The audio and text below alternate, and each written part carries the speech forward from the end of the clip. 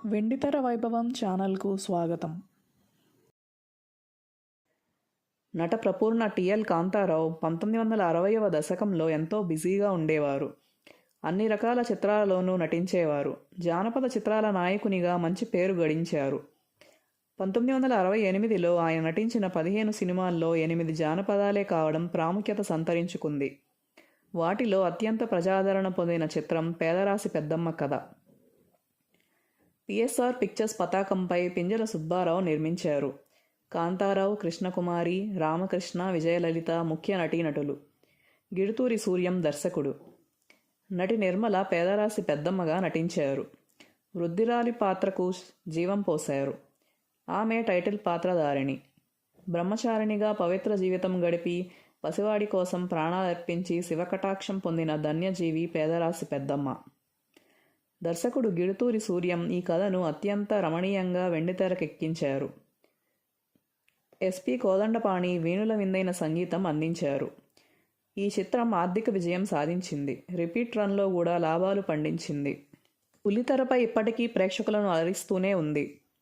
నటుడు రామకృష్ణ ఈ చిత్ర నిర్మాణ భాగస్వామి కావడం విశేషం. నిర్మాత పింజల సుబ్బారావుకు ఆయన దగ్గరి బంధువు. మాళవ రాజ్యాన్ని పాలించే విజయసింహునికి సంతానం ఉండదు. మహారాణితో కలిసి సంతానం కోసం పూజలు ఆచరిస్తుంటాడు. పార్వతీదేవి కోరిక మేరకు శివుడు ఆ రాజదంపతులను అనుగ్రహిస్తాడు. రాజుకు ఒక ఫలం, పిల్లలు లేని మంత్రికి 2 ఫలాలు ఇస్తాడు. ఒక మాంత్రికుడు భైరవిని ఆరాధిస్తాడు. విజయసింహుని సంతానం ద్వారా తప్ప వేరెవరి చేతిలోనూ చావులేని విధంగా వరం పొందుతాడు. మాంత్రికుడి కుయుక్తులతో మహారాజు చెరసాల పాలవుతాడు. మహారాణి అందురాలవుతుంది. జైల్లో ఉన్న రాణి మగబిడ్డను కంటుంది. ఈ నేపథ్యంలో మంత్రి తనకు జన్మించిన 2 పిల్లల్లో ఒకరిని రాణి వద్ద ఉంచి రాజకుమారుణ్ణి రక్షిస్తాడు. ఫలితంగా మాంత్రికుడి కుట్ర ఫలించదు. రాజకుమారుడు, మంత్రి, మరొక కుమారుడు పెరిగి పెద్దవారవుతారు. గతం తెలుసుకుంటారు. రాజును, రాజ్యాన్ని కాపాడుకోవాలని సంకల్పిస్తారు. ఆ తర్వాత కథానాయకులు ఇరువురు తమ లక్ష్యాలను ఏ విధంగా సిద్ధించుకున్నారన్నదే మిగతా కథ. ఈ చిత్రంలో అక్కడక్కడ పౌరాణిక ఛాయలుంటాయి. అయితే అవి సందర్భోచితమే.